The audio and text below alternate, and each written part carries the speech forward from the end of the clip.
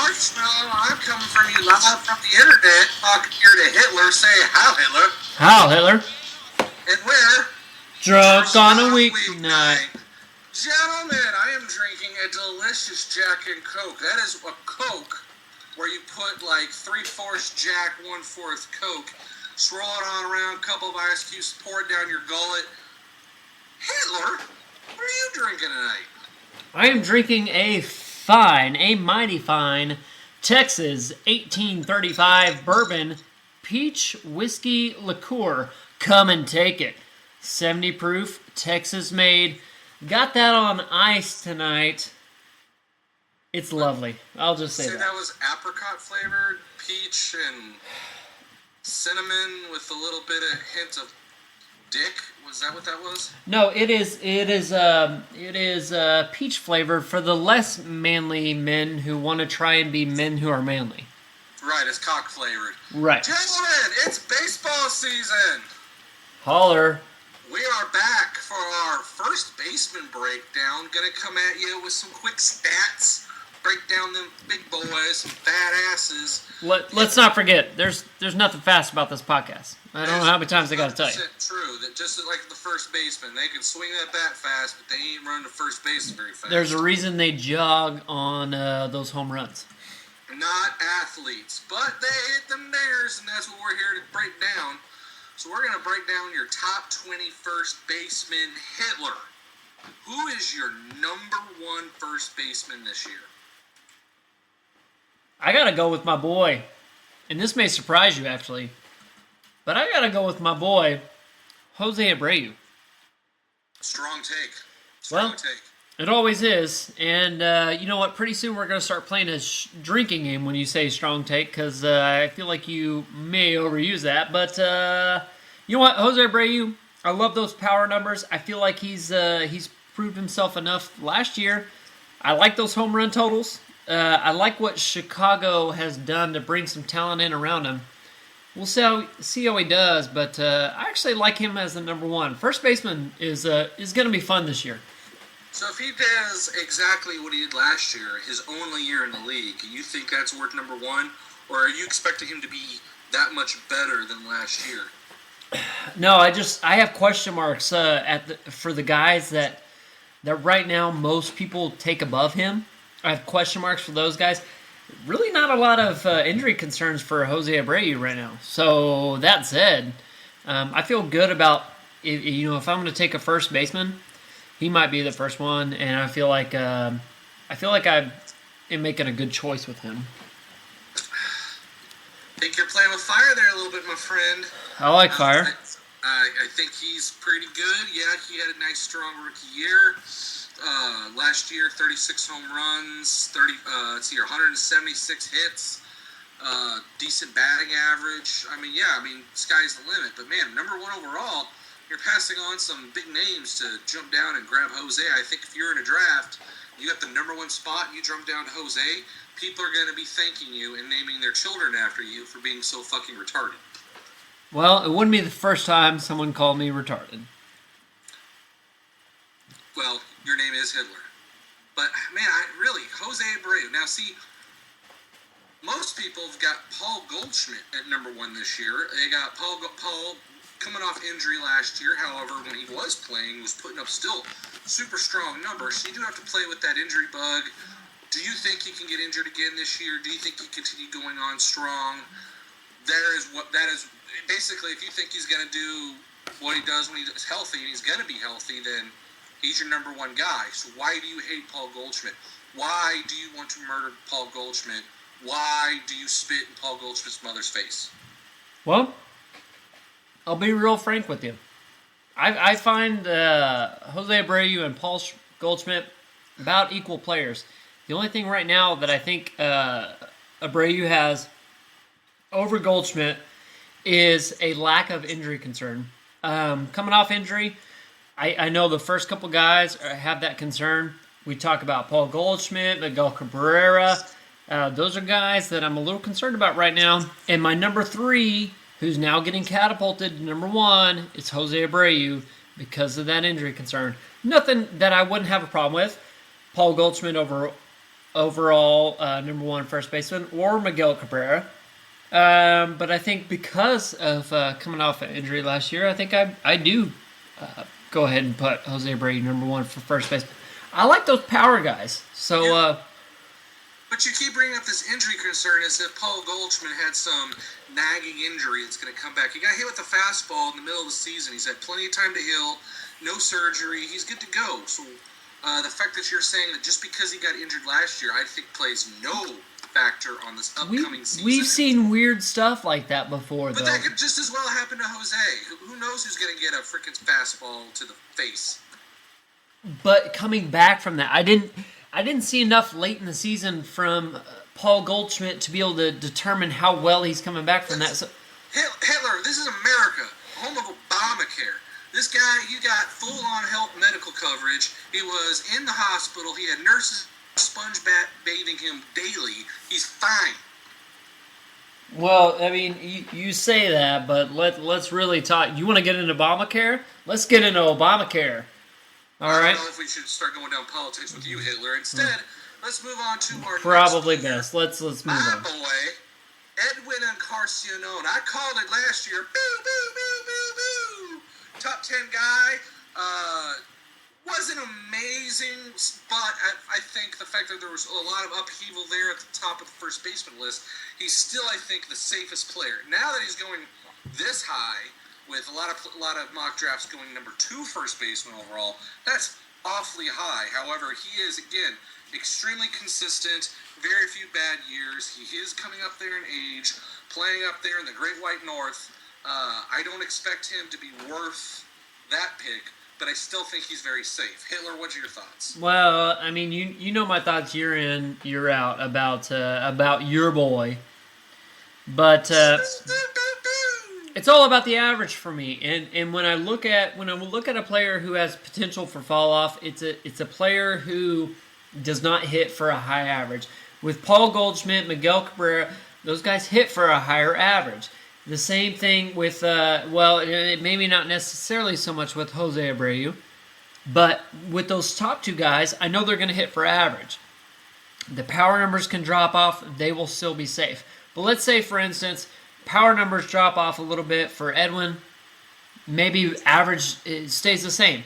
His numbers as far as point totals are not going to be there, and that's what's really going to hurt you. And that's why I think that he's a little more risky than some of the other players I have in the top 5, especially top 10. I think he's risky going as the number 2 overall. I don't think he's risky as going as a top 5, top 10 guy overall. I have no problem with that. You're exactly right. But if I'm hearing you correctly, you're saying if he's going, like the 9th, 10th round, go ahead and grab him. That won't happen. I don't understand what you're saying. Problem is, baseball was made for white people, and it's true. And he's not white. It's God's gift. That's what God did on the 7th day. It wasn't sitting around. God's a working man. He created baseball. Yeah, well, you do what you do, but sorry, Edwin, but you weren't made of my people, if you catch my drift. Not good genes there in Toronto. Well, you liked Jose Abreu. We talked about him, but let's talk about a former number 1 pick. Not only was he the number 1 first baseman, or actually he wasn't even a first baseman really at the time, but he was the number 1 overall player overall. Truth. But now someone lost third baseman eligibility, and now we got our boy Miggy Cabrera. You know what? I still feel like he's going to be a safe bet overall. He still averaged over 300 for batting average last year. Got over 20 home runs, over 100 runs, over 100 RBIs. Any other player, and you'd be talking about how awesome a season that guy had. But it was Miggy. We expected more, and that's really all you can say for him. But I think coming off of last year, he's gonna go back to maybe the Miggy of old, do a little bit better. However, I do think because he's lost third base eligibility, and I know Marshmallow for you're thinking, only eligible for one position. Only eligible for one position, so what am I going to do? Well, the answer is you're still going to take him inside the top 10 because his production's going to be there. And did I just say production? I think that's a drink. Drink. Right. So there's your game. Really, you want to talk about Miguel Cabrera? That's the answer. He's a safe bet inside the top 5 first baseman. Aside from that, let's move on. There's not much to talk about. I'm not too concerned about that injury. You don't think those bone spurs and that old ankles? That was only last October. You don't think that's going to come to play again and really hurt his value this year? He might miss the first week or two. Maybe. Let's say he missed the first month. I think that's much more of a nagging injury. It's something that could potentially hurt him and make him lose more time than Goldschmidt. You hate Goldschmidt because you think he could get injured, yet it seems like Cabrera, you're giving him a pass. That's what I'm questioning you on your logic there. There's just more. Cabrera. There's just more longevity there with Cabrera. He's been a top 10 player for the last 5 years. So what is there to look back on? For Paul Goldschmidt, there's really not that longevity to where you can go back. Well, he's first ballot Hall of Famer, whatever you want to say about Miggy. You can't say that for Paul Goldschmidt. You can say, yeah, he had a really good season 2 years ago, and he was on his way to another good season last year. But that's it. That's as far as it goes back for Goldschmidt. And, I just think that I'm not necessarily discounting Goldschmidt. I still think he's a top 4 first baseman, possibly, still probably a top 10 pick. I'm just saying when it comes down to the nitty-gritty, I'm not going to discount Cabrera's stats from last year too much because he still performed well on a year where he was a little bit injury-plagued. I agree with you. I actually like Miggy a lot this year. I think the fact that he's falling to number 5, number 4 is crazy. I like him more than Jose Abreu. Jose's, like you said, he's got the years under him that shows that he can do it. Why you would take Jose Abreu over Miggy, it's crazy to me. I like Miggy over Jose. I like him over Edwin. He's neck and neck with Paulie for me this year. I think people are sleeping on him a little bit. I like Miggy a lot. Now, am I crazy to like him that much? No. There's not much more to say. I just kind of said it for you, actually. But, so, if I said I'm taking Miggy as the number 1 first baseman this year, you don't think I'm retarded? No, he's been that guy year in, year out. Oh, thank you. Thank you. That's the sweetest thing you've ever said to me. Moving on. Thank you. This got to be a typo. Anthony Rizzo? Am I saying that correctly? I think it's Rashaw. Anthony Rashaw. He must be from Turkey or something. But yeah, apparently he's a first baseman for the Chicago Cubs. I don't know what to think about this guy since he's a complete alien to me. I'm pretty sure he was come up with a fever dream. I'm pretty sure this is a mistake on ESPN. Do you know anything about this guy? And does he even have a social security number? Well, let's talk Anthony Rizzo. The Cubs first baseman is going to have another solid year this year. He finished pretty well last year. He was inside your top 10. Don't look too far on him because he's there. The only problem is I don't think he's putting up the power numbers that you're hoping for out of your first baseman. But I think he's a good guy to count on as a top 5 first baseman, especially if you want to go for the strategy of I'm going to go all power or all hitting for my team first. If you can maybe swing another first baseman or another top 10 hitter before him and then swing back around and get Anthony Rizzo as your second hitter in round 2 in your drafts, that's going to be awesome for you because I really don't think you'll be disappointed by him. I think he can be disappointed in him just because he plays for Chicago Cubs. I think his RBIs are going to suck.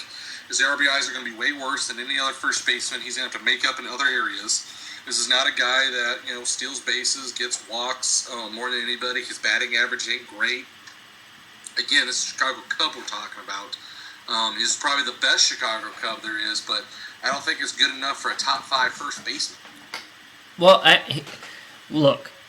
When you look at the World Baseball Classic, that was his. He came onto the scene strong and hard, just like Hitler does. If you catch my drift. Let's be real though.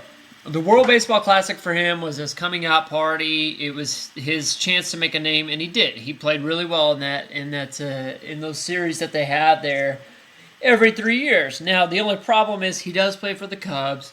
You don't know him because he's not in one of the top markets as far as like being in Boston or New York. He is in Chicago, which is a huge market. We don't hear a lot about him fantasy relevancy-wise because the Cubs suck right now. However, if they can start piecing together a few wins, we start talking about the Cubs a little more, he's going to be one of your top 5 picks next year. I'm going to go ahead and call it Anthony Rizzo, top 5 first baseman in 2015. Marshmallow, your thoughts? You can shut the hell up, man. Because that ain't going to fucking happen, my friend. He is not a top 5 guy. I'm calling a strong take at this point. Anthony Rizzo, no way top 5 first baseman this coming up here. So, did we decide that strong take was a drinking game on the Drunk on a Weeknight podcast? Leave that up to the kids. And we don't, again, when we say drinking game, we mean root beers for you youngins out there. I know you guys like to listen to this on the school bus on the way to school, but so make sure you guys drink up them Powerades because that's what we're talking about. Yep, that's what this we're drunk that's on life. What drunk on a weeknight means. Yep, truth. Let's hear it. Moving on. Freddie Freeman, that kid next door. I believe he used to mow my lawn, Freddie Freeman. He's been in the league now for 5 strong years, putting up some decent numbers, coming at number 6 there in Hotlanta, Dirty South. Hitler, what do you like about Freddie Freeman? Well, there's a lot of black people that live in Atlanta, as far as I know. Yes, Freddie Freeman, not black. He's not black. However, I'm thinking that, back in high school, I learned a little bit about osmosis, and I think that, the more you're around black people, the more that's, because they're faster, because they have that extra muscle, you know? And I think, the muscles will start to grow in his legs because he's around black people more. You know, like women in their periods, the more they're around each other, they start to have the same period time. And I think maybe Freddie Freeman will have that same thing where he starts to be able to run faster because he's around so many black people, you know? Leave it to Hitler.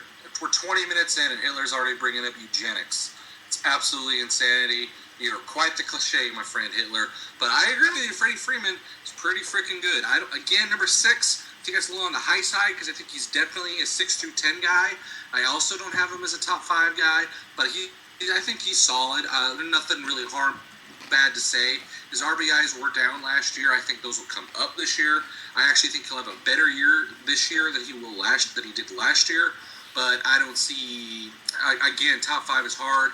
I think he's one of those guys that could fall in most leagues and most drafts, and you could grab him for excellent value. But at number 6, I think it's a little high.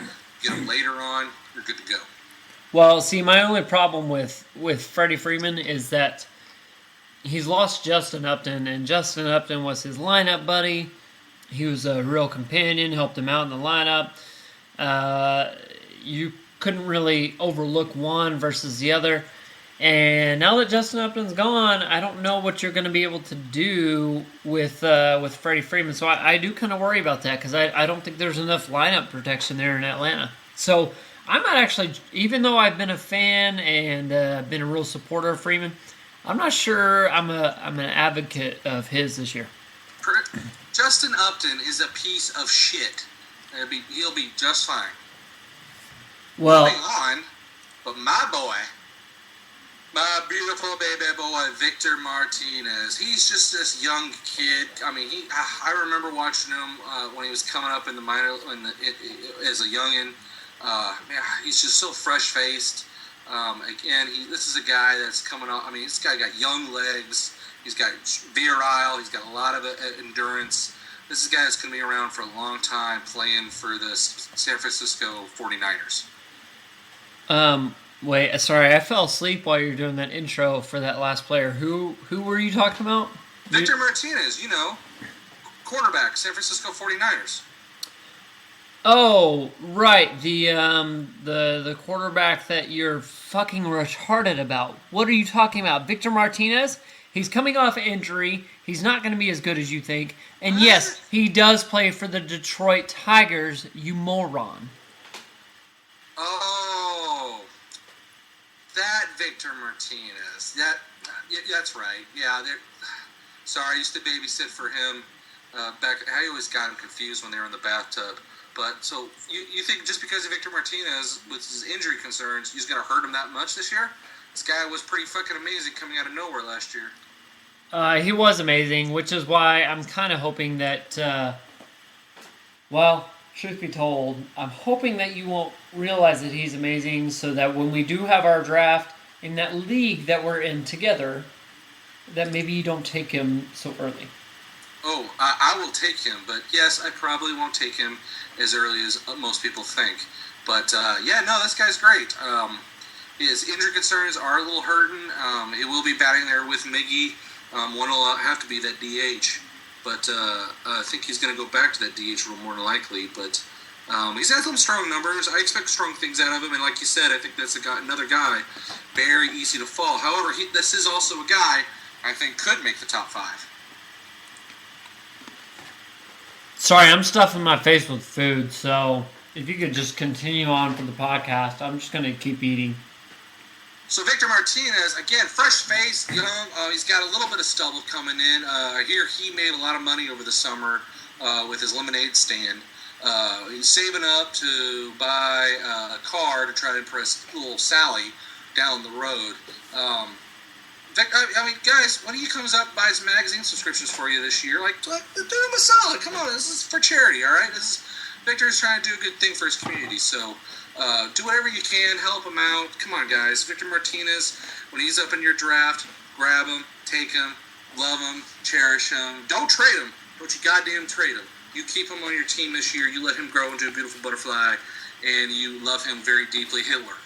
Well, I'm just still thinking about how last year, I'm not sure whether or not we are in a couple leagues together. Didn't you trade Victor Martinez? No. I think you actually, did. I traded Adrian Gonzalez because of how much I loved Victor Martinez, and I traded Adrian Gonzalez straight up for Giancarlo Stanton, which I think I won that trade. I'm not sure you did. Giancarlo Stanton died. God rest his soul. You lost on that end, my friend. Buster Posey. Yeah, you know, my fourth grade best friend. Finally, a good, upstanding white guy. It just seems like it's been forever since we talked about one of them. Well, we haven't until we got to Buster Posey. Well, Freddie Freeman was close, but the only problem is he lives in Atlanta, so by default, he loses the white guyness. Agreed. But Buster Posey lives in Gay City, so I think we're all good to go there. Pretty sure Buster Posey is 100% Republican, sir. You take that back. No, I said he lives in Gay City. I didn't say he was gay. I just said he lives I don't there. like the way you're phrasing that, sir. Well, you know, he's like the 1% of San Francisco who's straight. Maybe, I don't know. Buster Posey, with his catcher eligibility, is fucking amazing. So he, as a guy who's going as a 7th, 8th best first baseman, yeah, this is a guy who can play a catcher. That's what you want to do. But if for whatever fucking reason somehow you have a better catcher, then yes, Buster Posey is an amazing first baseman. This is a guy with a great batting average, probably one of the best in the league. On a good team, he's going to get lots of stats. This is a guy that's been very healthy, a lot of at-bats, a lot of hits every single year since 2011. Buster Posey's amazing. There's no way you could draft Buster Posey and be upset with his production. He has been consistent year in, year out. The only thing is his that broken leg he had a couple years ago. I think we're well past that. That's what slowed people down a lot in the past. I think we've seen enough from him since then to know he's just going to be a consistent player year in, year out. Don't worry about Posey as far as his injury concerns go, but I would start to, if you're in a dynasty league by chance, and you're maybe wondering how long are you going to be able to get Buster Posey as a catcher, you might start to look at that. If Buster Posey starts out hot this year, and I mean, we all know that he very well could. If he starts out hot, go ahead and deal him, because I think You've got another couple years of Buster Posey and his production. The only thing is you're going to very quite possibly lose that catcher eligibility much sooner than you would like, and I think that's where he's going to lose some value. Buster Posey this year will be a top 5 first baseman. Do you want to bet? Do you disagree? Yeah, I'm gonna say he's not gonna be a top 5 first baseman this year. I say he is a top 5. All right, let it ride. Fine. That's our first let it ride of the baseball season. I hope you're ready for that. That means drink. I hope you do realize that Buster Posey is my best friend from 4th grade because we used to play kickball together on the playground, and he tells me everything. And he texted me last night, and he said, "Hey, I'm having an operation to have my wiener removed, and I'm not going to play baseball anymore." Hitler, your best friend in 4th grade was the lunch lady. Moving on from fresh-faced Victor Martinez and Buster Posey to Old Man River himself, AP Albert Pujols, Los Angeles Angels. This is a guy who coming off one of his worst years to have a pretty good year. Still probably not quite as best good as he's always been, but god damn did you get some value out of him last year. Holy shit. Is this where you're going to insert that clip of me saying from last season, go ahead and take Albert Pujols? Let me look and file not found. Oh shit, I'm sorry, man. Oh man. Can't find that, so you can rub it in my face. That's weird because I know for a fact that you remember that. Well, if maybe one of our lucky listeners can maybe agree with you, but I doubt there are any out there because nobody's listening to this. Nobody on God's green earth listens to this podcast, and that's okay because I think I have the files. I'll prove that to you later. Is Albert Pujols going to do as good as he did last year? Yes, he will be right in that same range. I think he'll be a top 10 first baseman, but I think he's going to be safe this year. Last year the concern was, for me at least, is he going to be a safe top 10? This year I think he's going to be a safe top 10. I just don't know what to expect as far as production. He could range. So this is a guy you think he's more safe more than has upside. Yes, exactly. Last year I think it was probably the other way around. You were looking at that value going, oh, hey, I could get him later on in the draft, still get myself a top 5 first baseman. That's great. This year, I think you're going to have to take him a little bit earlier. And I think on the flip side of that, you actually are maybe a little closer to knowing what you're getting out of him. So it's a good and a bad thing. Makes sense. Albert Pujols, I think every single year is the hardest to rank. He's getting up there in age. Ever since he's been a Los Angeles Angel, man, it's just very hard and tough to see. His batting average takes huge upticks. His home runs and even doubles take huge swings. He's probably good for 30 home runs. It's 40 doubles this year. 170 hits if he's lucky. I doubt he does any better than that. With all the other first basemen out there, with more upside, if you're drafting someone, around the 8-9 range, I'd kind of rather take somebody like it's kind of the whole dichotomy. If you're drafting in the top 5, and I feel better taking a safer guy, and then later on, you're almost better off just taking some guy who you think could be a top 5 guy. And I don't know if Albert Pujols has got what it takes to be a top 5 guy this year. But I agree with you. He's definitely a top 10. I think you take him, you're not going to be upset. It's all dependent on the value. Some leagues, first baseman's going to go fast. Some leagues, Albert Pujols will still be sitting there way late in your draft. So who knows? So it's all about value there, I think, with Pujols. Marshmallow, can I ask you a question? Shoot. Do you actually know anything about baseball? I have played video games. I have seen other people play. And I have seen a baseball once while I was walking down the aisle of my local sporting goods store. I accidentally walked in thinking it was a food mart. Okay, that makes sense. So, who's the next guy on our list? Well, I just want to bring up poo holes, as in poo coming out of holes. Do you think I'm the first one ever to realize that? It's doubtful, Marshmallow. That's highly doubtful. But it doesn't make it any less funny. Coming up next, another Los Angeles boy, Adrian Gonzalez. I think That that's guy, Gonzalez. that is the most manicured goatee I have ever seen. Does he dye his hair? Is there any way his hair is that jet black? No, I think he does go to the barber on a daily basis because they still have those in LA. And I think he goes to the barber every day, and he says, "Dye my hair jet black, dye it in motor oil, actually, if you will, and go ahead and trim up this goatee because I do need to look a little bit devilish while I'm on TV tonight." He does have those eyebrows arched very devilishly up. He looks much like Satan. That's the truth. What do you think about Gonzalez this upcoming year? Again, this is a guy that's been in the league for quite some time now. He's been putting up some pretty solid numbers his entire career. Not sure he's always gotten the respect he deserves. But again, this is a guy going late top 10 first baseman.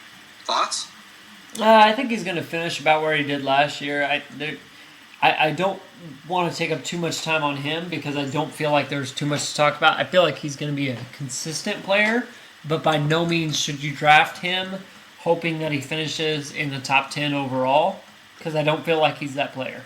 All right, well done. Sorry, Mama Gonzalez, but that's all your baby boy gets in this podcast. We like winners here. Coming up next, talk about winners, Prince Fielder. Oh, man. You know how I love my boy Prince.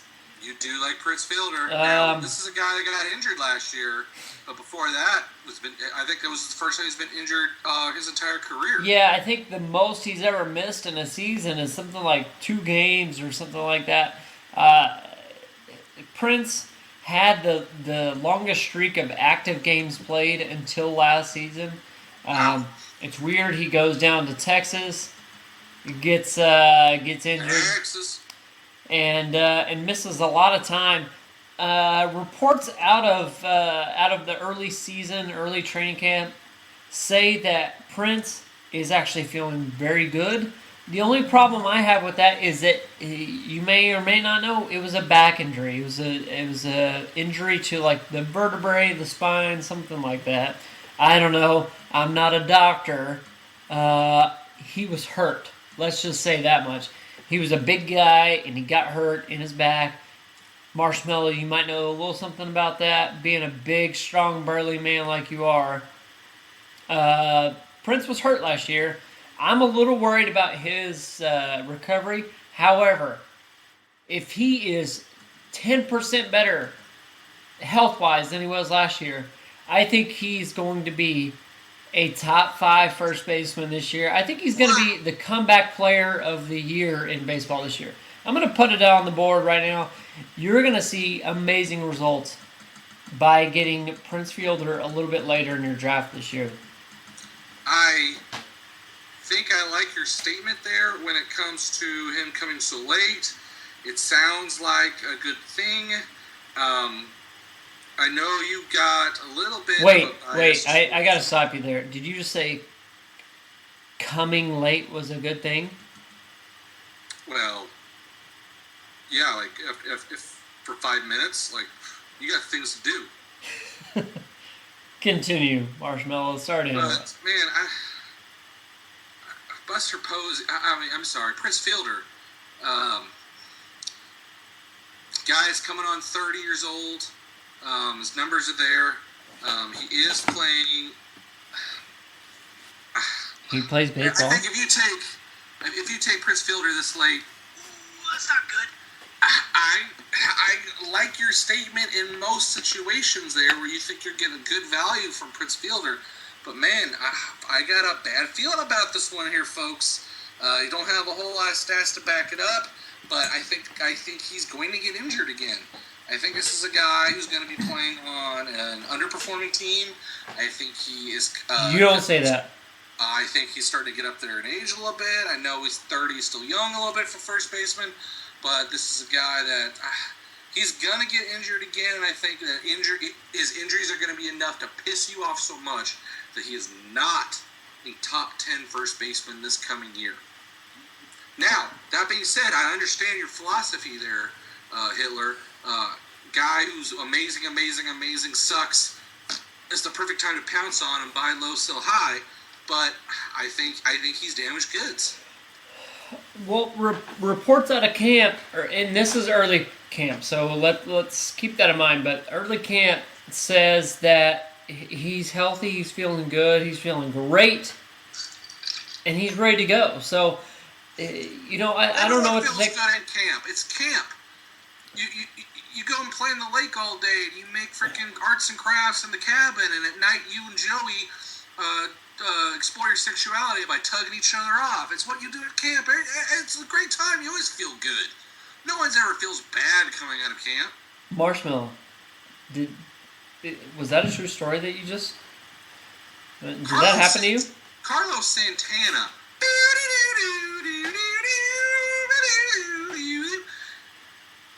I don't know what I'm going to think about this guy, Hitler.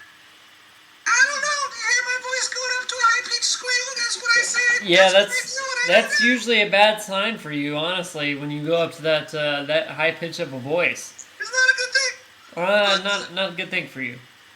Now, this is a guy who got walked a shit ton of times last year.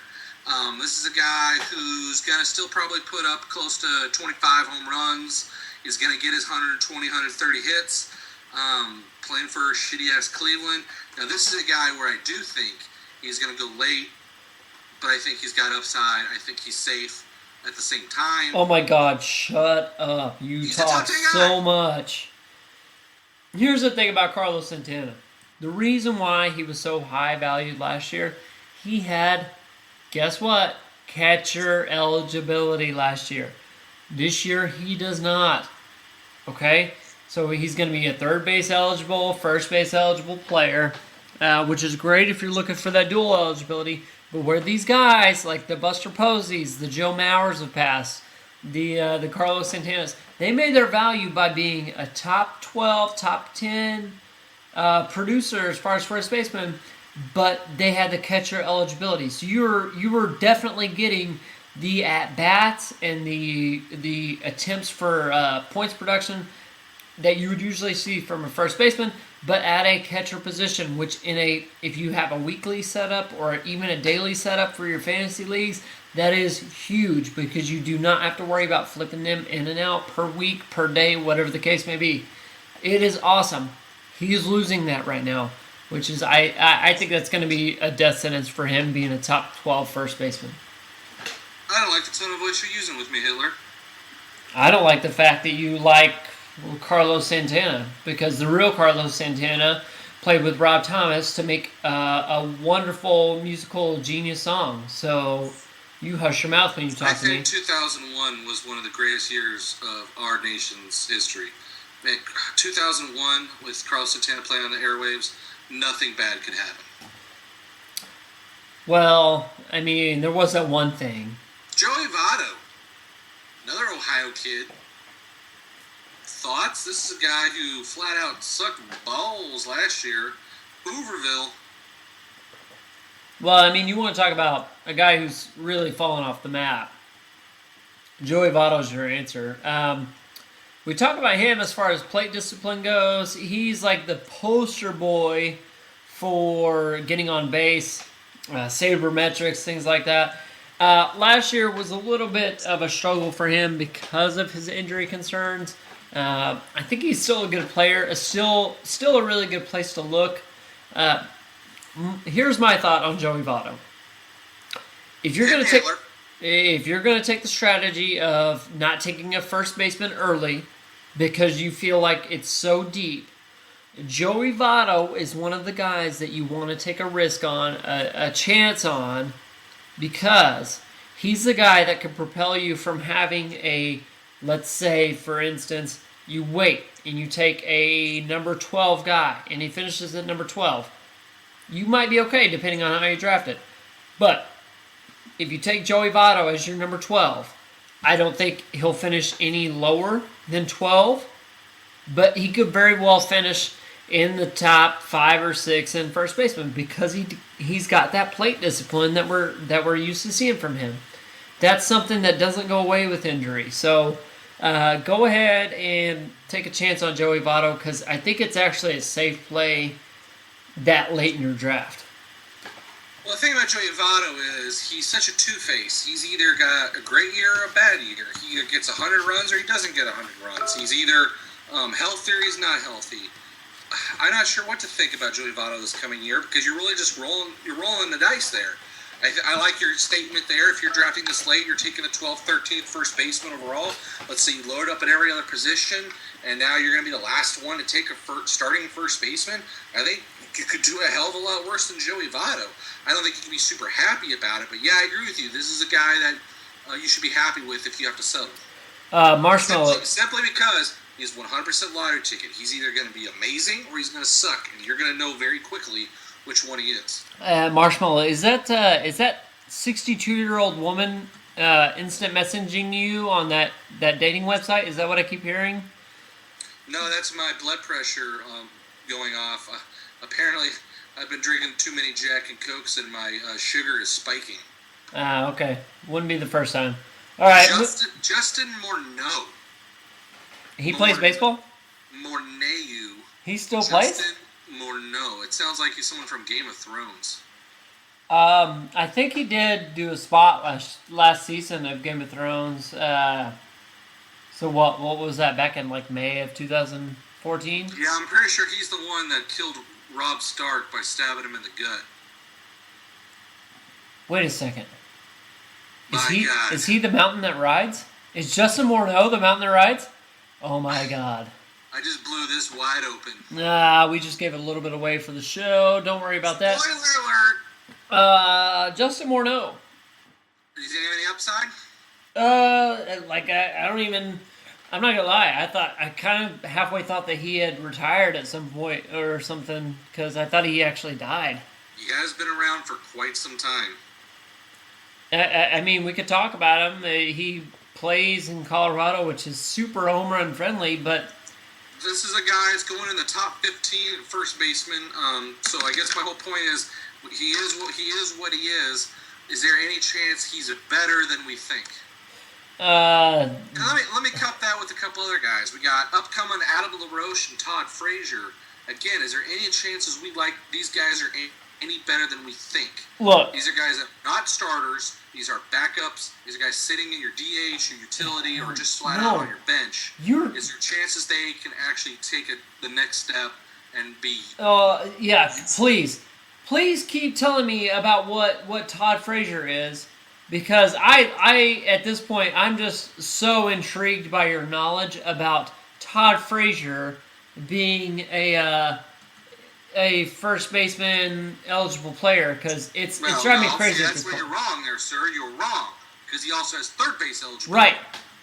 I understand, but if the fact of the matter is that you haven't figured out that that's where his value is, then I don't know how much longer I can do this podcast with you, because it's pathetic, actually. Because here's the thing: last year as a third baseman, he was a top 3 player. He was the number 1 first baseman for the majority of the season last year because he was so Studley. So, let me just say this. You may or may not have heard that. Now, that's where we differ, sir. In Roto League, maybe. In Points League, he was top 10 at first base. Now, third base, I agree with you, it's the same situation with Buster Posey. If you're forced to take Buster Posey and put him in first base, so be it. But you definitely want to put him in other positions, and when we go into that in future podcasts. But Todd Frazier was one short of 30-20 season last year, and was, again, a top 3 Roto League guy. Last year, top 10 in a points league, which, as our listeners know, is Roto Leagues are for pussies, and we talk about points league only, sir. And Todd Frazier does he have upside to be a top 10 first baseman as he was last year? No, no. He doesn't. I don't think he'll be a top 10 first baseman this year because I feel like first base is very deep. However, when we get into the third base podcast, I think we're going to start talking about him as a top 5 kind of guy because I feel like first base is very deep this year. I feel like third base is not very deep this year. I don't think first base is as deep as was last year, sir. First base is? I think it's actually down from last year. I disagree. I think there's a lot of big names on our first base sheet that aren't there on the third base sheet. I think there's a few third basemen that are probably going to fall off this year. So let's just be real. I'll be real with you for a second. I think Todd Frazier is an up and comer, a new name that we're going to see on the third baseman list. I think we're going to see a few of those third basemen move a little bit down this year. All right. But we're not talking about third base today. We're talking about your daddy and how you have issues with him.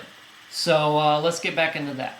Well, he always made me mow a little yard during Batman cartoons on Saturday mornings, and it's just like I never forgave him.